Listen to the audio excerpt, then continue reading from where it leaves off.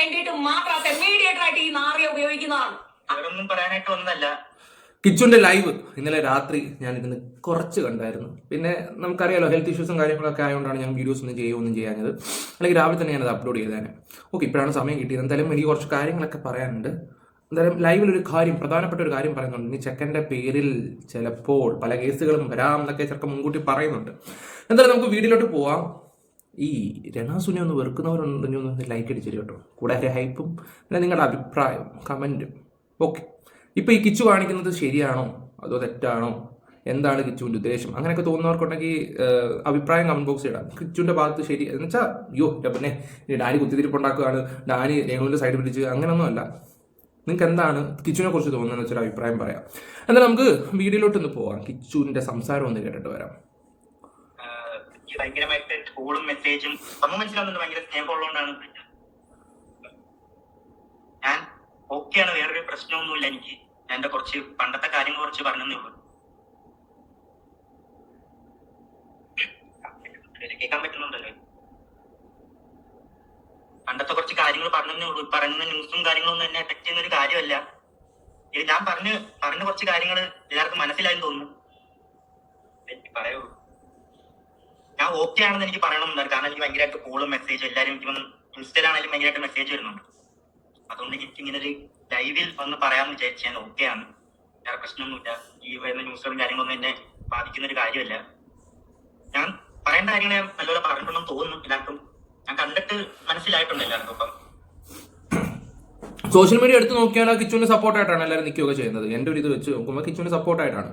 പിന്നെ കുറെ ആൾക്കാർ വന്നിപ്പം എനിക്ക് തോന്നുന്നില്ല RJ ലച്ചു ഒക്കെ വന്ന് കമന്റ് ഇട്ടിട്ടുണ്ടായിരുന്നു. കിച്ചു ഇപ്പോൾ കാണിച്ച് ശരിയായില്ല, ഇപ്പം അമ്മയെക്കുറിച്ച് പറഞ്ഞത് ശരിയായില്ല, അങ്ങനെ ഓരോ പോസ്റ്റും കാര്യങ്ങളൊക്കെ കാണാനായിട്ടുണ്ടായിരുന്നു. പിന്നെ എൻ്റെ താഴെ വന്ന് കമന്റ്സ് ഉണ്ടായിരുന്നു. വലിയ കുറച്ച് ആൾക്കാർ വലിയ വെറ്റയുടെയൊക്കെ ഗ്രൂപ്പിൽപ്പെട്ട കുറെ ടീംസുകളൊക്കെ വന്ന് കുറെ കമന്റും കാര്യങ്ങളൊക്കെ ഇട്ടിട്ടുണ്ടായിരുന്നു.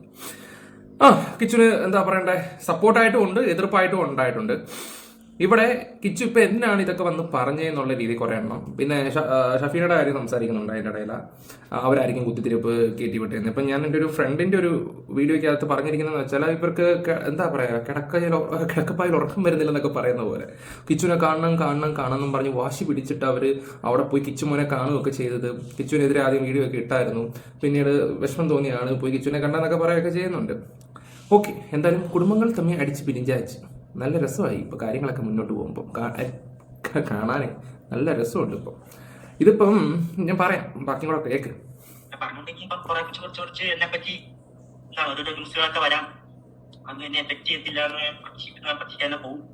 ഏത് ന്യൂസാടാ മോനെ, അതും കൂടെ ഒന്ന് പറ.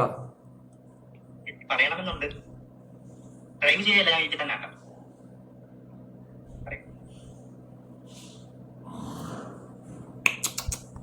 ലാഗടിപ്പിക്കാതെ ഒരുപാട് ന്യൂസിൽ പറഞ്ഞോ. ഇപ്പൊ പറയാം, പെണ്ണിനെ കയറി പീഡിപ്പിച്ചെന്ന് വേണമെങ്കിൽ വരാം. മോനെ അത് വേണമെങ്കിൽ വരാം. എന്തോ ഇതോ എൻ്റെ ഈ ചിരിയും കാര്യങ്ങളൊക്കെ കാണുമ്പം എല്ലാവരും കൂടെ എന്നെ ചിലപ്പോൾ തന്തയ്ക്ക് വിളിക്കാനോ കർണം അടിച്ച് പൊട്ടിക്കാനോ തോന്നുകയൊക്കെ ചെയ്യും. ചിലപ്പോൾ പ്രാഗുമായിരിക്കാം. ഞാൻ സീരിയസ്ലി പറയാം, ഒന്നല്ല കിച്ചു, ചിലപ്പോൾ 2 or 3 കേസോ വരാൻ ചാൻസ് ഉണ്ട്. സീരിയസ്ലി ഞാൻ പറയുവാണെങ്കിൽ ഇപ്പം നമുക്ക് ഈ പരസ്പര സമ്മതത്തോടെ ഓരോ കാര്യങ്ങൾ ചെയ്യുന്നതിന് നമുക്ക് വിഷയങ്ങളോ കാര്യങ്ങളോ ഒന്നും ഇല്ല. കടന്നു കയറി പിടിക്കാൻ പോകുന്ന ടീംസ് അതിനോടൊന്നും വലിയ യോജിപ്പും കാര്യങ്ങളൊന്നുമില്ല. അതിപ്പോൾ ഏത് ദൈവത്തമ്പുരാൻ്റെ മോനാണെങ്കിലും നമ്മൾ അറിഞ്ഞ എതിർത്ത് സംസാരിക്കും. കിച്ചു ഇതുപോലുള്ള കാര്യങ്ങളൊക്കെ സോഷ്യൽ മീഡിയ വന്ന് ചുമ്മാതാണെങ്കിലും പറയാതിരിക്കുക. ഇങ്ങനെ വരാം അങ്ങനെ വരാം എന്നൊക്കെ വേണ്ട, അത് പറയാതിരിക്കുന്നതായിരിക്കും നല്ലത്.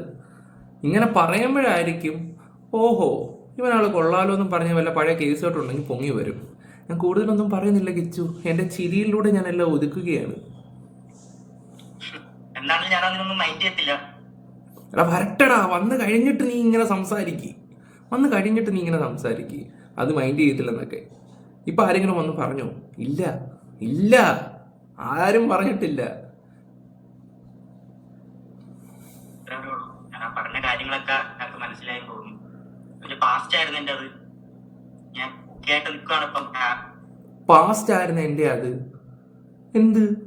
എന്ത് പാസ്റ്റില് എടേ ഞാൻ പറയട്ടെ, നീ വന്ന് ഈ പറയുന്ന കാര്യങ്ങളൊന്ന് ശ്രദ്ധിക്കണം. നമുക്ക് നിന്നെ ഇഷ്ടപ്പെടുന്ന ആൾക്കാരും ഓക്കെ, പക്ഷേ ഈ തിരിച്ചും മറിച്ചും ചിന്തിക്കുന്ന ആൾക്കാരുണ്ട്. അവർ ബുദ്ധി ഇല്ലാത്തവരല്ല. അതും കൂടെ ഒന്ന് ആലോചിച്ചാൽ നല്ലതായിരിക്കും. ശരിയാണ്, കുഴപ്പമൊന്നുമില്ല, കൊല്ലത്തെ വീട്ടാടൊപ്പം നിൽക്കാം.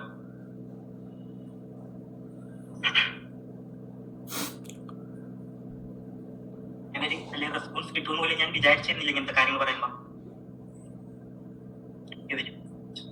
എല്ലാവർക്കും വളരെ നന്ദി. കുറെ പേര് സപ്പോർട്ട് ചെയ്യാനുണ്ട് എന്നെ. അതൊക്കെ മതി, എനിക്ക് ആ സപ്പോർട്ടൊക്കെ മതി. ഇതൊക്കെ ഒന്ന് പറയണമെന്നുണ്ടായിരുന്നു, വേറെ വിശേഷങ്ങളൊന്നും പറയാനായിട്ട് വന്നില്ലേ.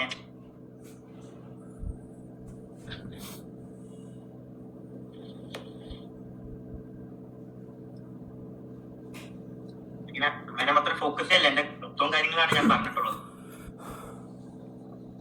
എങ്ങനെയാണ് എന്റെ മെസ്സേജസ് ആണെങ്കിലും എനിക്ക് വരുന്ന കോൾ ആണെങ്കിലും എല്ലാവരും പറയുന്ന കാര്യം, ഞാൻ പറഞ്ഞൊരു സംഭവം എല്ലാവർക്കും മനസ്സിലായെന്ന് തോന്നുന്നു. വളരെ നന്ദി എന്നെ മനസ്സിലാക്കിയത്. ന്യൂസുകളൊക്കെ വരാം, മറ്റേ വരാമെന്ന് അറിയത്തില്ല. അങ്ങനത്തെ ന്യൂസുകളൊക്കെ വരാം. ഞാനൊരു കാര്യം പറയാം, ഈ ഒരു ലൈവേ നീ ചെയ്ത ഏറ്റവും വലിയൊരു മണ്ടത്തരം വഹിച്ചു. ഞാൻ ഉള്ള കാര്യം തുറന്നു പറയാമല്ലോ. ഇപ്പൊ ഇത് വന്നിട്ട് സെന്റിമെന്റ്സ് അടിക്കാൻ ഒരുപാട് ആൾക്കാരുണ്ട്. ചിലപ്പോൾ നിന്റെ അമ്മയെ ചേർത്ത് പറയാൻ ആൾക്കാരുണ്ട്.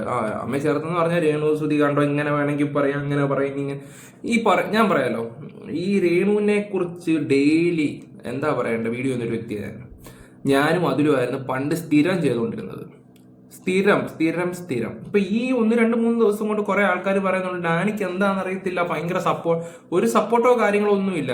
എന്റെ ജോലി എന്ന് വെച്ചാൽ യൂട്യൂബിൽ വീഡിയോ ഇടുക. അത് ചുമ്മാ ഒരു വ്യക്തിയെ മാത്രം, ആ വ്യക്തി എന്താ പറയണ്ട, ആ വ്യക്തിയെ ദ്രോഹിക്കാൻ ആ ഒരു ലക്ഷ്യം ഒന്നുമല്ല ഞാൻ കൂടുതലായിട്ടും ഉദ്ദേശിക്കുകയൊക്കെ ചെയ്യുന്നത്.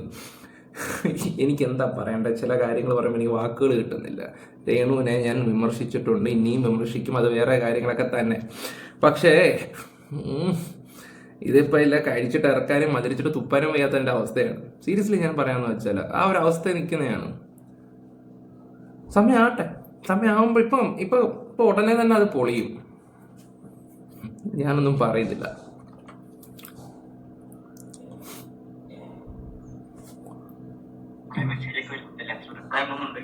ഈ ഒരു കാര്യം പറയാനായിട്ട് ഞാൻ ജസ്റ്റ് വന്നേ ഉള്ളൂ. ഞാൻ ഓക്കെയാണ് കേട്ടാ,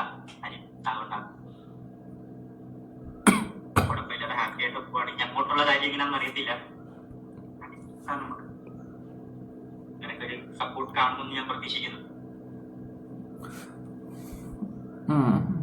പറയാനായിട്ട് വന്നു, കാരണം കുറെ മെസ്സേജ് എല്ലാത്തിനും റിപ്ലൈ എടുക്കാൻ പറ്റുന്നില്ല. Okay. Thank you so much for. ഇനി എന്താ പറയണ്ടേ, ഞാൻ വേറൊരു വീഡിയോ കാണുന്നുണ്ടായിട്ടുണ്ട്, അതൊന്ന് വെച്ചുതരാം. ഞാൻ കൂടുതൽ നിങ്ങളെ ലാഗ് അടിപ്പിക്കുന്നില്ല, അതിലോട്ട് പോവാം. കടത്താൻ വേണ്ടിയിട്ട് മാത്രം മീഡിയേറ്റർ ആയിട്ട് ഈ നാറിയെ ഉപയോഗിക്കുന്നതാണ്.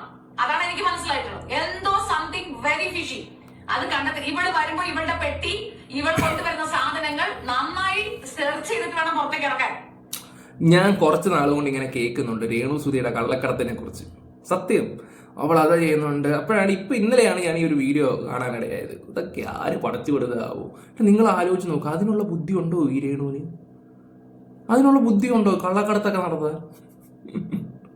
എന്നോടൊരു ഫ്രണ്ടും പറഞ്ഞതാണ്. ഞാൻ പിന്നെ അത് അത്ര മൈൻഡ് ചെയ്യാൻ പോയില്ലേ, കാരണം അതിനുള്ള ഒരു ഇല്ല, അതിനുള്ള വിവരവും ഇല്ല. വിവരം അല്ലെങ്കിൽ തന്നെ ഇല്ല, ബോധം പൊക്കണമൊക്കെ. ഇന്നലെ വേറൊരു വീഡിയോ ഉണ്ട്, അത് അതിനേക്കാളും കോമഡി ആയിരുന്നു. നീ ഒരു ഫോട്ടോ ഇട്ടിട്ട് കുരു പൊട്ടുന്ന ഒരു പൊട്ടട്ടെ, നീ ആരുടെ കൂടെ ഫോട്ടോ ഇട്ടിട്ട് കുരു, ആർക്കെന്ത് കുരു പൊട്ടാനാ? ഇപ്പൊ നിനക്ക് കുരു പൊട്ടുന്നുണ്ടടി, ഉള്ള കാര്യം ഞാൻ നിനക്ക് തുറന്നു പറയാം. നിനക്കിപ്പോ ശരിക്കും കുരു പൊട്ടുന്നുണ്ട്, കാരണം എന്ന് വെച്ചാൽ ഇപ്പൊ ഓരോ തുമ്പും അവിടെ കേട്ടാലേ രേണു സുധി റിയാക്ട് ചെയ്യുന്നുണ്ട്. നേരത്തെ ഐ ഡോണ്ട് കെയർ ആയിരുന്നു, ഇപ്പൊ എന്ത് പറ്റി? നീ കൊറേ കുറ്റം പറഞ്ഞോണ്ട് നടന്നല്ലേ, എന്നിട്ട് നീ പോയി ഫോട്ടോ എടുത്തു. ഇത് ആർക്ക് കുരു പൊട്ടാനാ? എനിക്കോ? എനിക്ക് കോപ്പ് പൊട്ടും കുരു. അത് പണ്ടേ അറിയാം നീ എന്താണ്, എങ്ങനെയാണ്, എങ്ങനത്തെയാണെന്നൊക്കെ എല്ലാവർക്കും അറിയാം. നിനക്ക് കോപ്പ് പൊട്ടുമെന്നല്ല, നിനക്കൊന്നും പൊട്ടാൻ പോകുന്നില്ല. എന്റെ പൊന്നെ, കണ്ണാടി കയറുന്നില്ല.